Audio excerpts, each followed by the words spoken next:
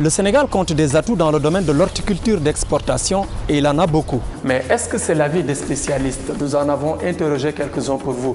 Bonsoir Nicolas Vette. Vous êtes ancien directeur du PPA, le projet de promotion des exportations agricoles. Vous êtes aujourd'hui assistant technique de la phase préparatoire du PDMAS, le programme de développement des marchés agricoles du Sénégal. Et à ce titre, vous êtes là, vous occupez ces locaux de la gare de fret de l'aéroport de Dakar. Alors, on parle souvent des atouts du Sénégal quand on parle d'horticulture d'exportation, en parlant d'ensoleillement, en parlant de climat. Mais ces atouts, le pays les possède depuis 20 ans et pourtant ça ne bouge pas. Il n'y avait pas un programme ficelé pour justement booster, comme vous venez de dire, les exportations agricoles.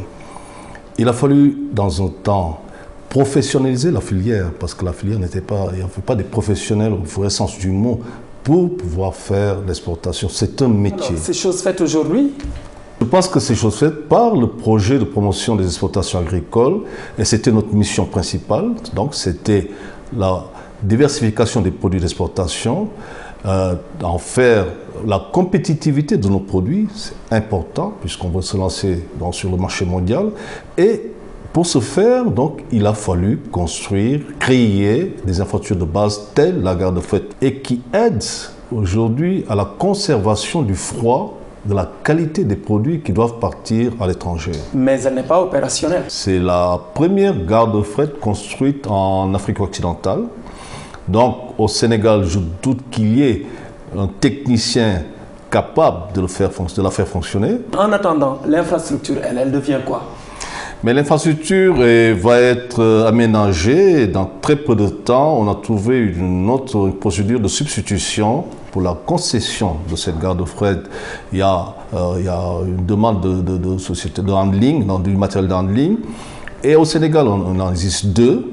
Nous avons proposé, pour gagner du temps et faire fonctionner l'unité, de lancer un concours entre ces deux sociétés pour une gestion provisoire de 2 ans, de 3 ans. Notre deuxième spécialiste s'appelle Adama Touré. Il est économiste agricole à la Banque mondiale, chargé du PDMAS. Monsieur Touré, le PDMAS, on en parle beaucoup. Mais c'est exactement quoi? Ce projet est un projet dont l'objectif est d'appuyer la politique de croissance accélérée, la stratégie de croissance accélérée, dans le domaine particulier de l'agriculture et de l'agribusiness.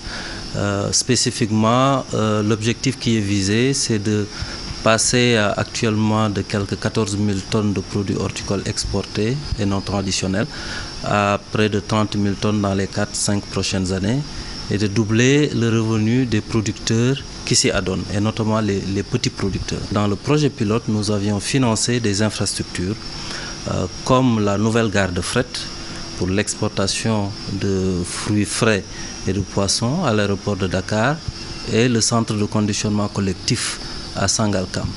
Ces deux ouvrages doivent maintenant passer sous gestion, et une gestion privée avec des opérateurs sélectionnés sur une base compétitive. Et en fait, il y a 3 composantes essentielles. Une composante qui essaie d'améliorer les conditions de mise en marché des produits agricoles sur le marché intérieur, parce que la compétition internationale, c'est le marché sénégalais, c'est Dakar, c'est les villes, c'est les hôtels, etc. Et la deuxième composante maintenant, c'est l'exportation. Et la troisième composante, c'est en soutien à ces 2 composantes, c'est le développement de l'irrigation. On n'a jamais vu un pays jouer un rôle majeur dans le commerce domestique et international de produits agricoles si cela n'est basé sur un développement de l'irrigation. Or, on est très faible en matière d'irrigation au Sénégal, environ 4% des superficies cultivées. Avec le projet pilote, il y a eu des résultats très intéressants, notamment le maintien de la qualité et de l'image de l'origine Sénégal. Mais il y a un risque à ce que cette image-là soit un peu érodée si l'effort qui avait été initié et soutenu depuis 5 ans ne se maintienne avec le démarrage du projet.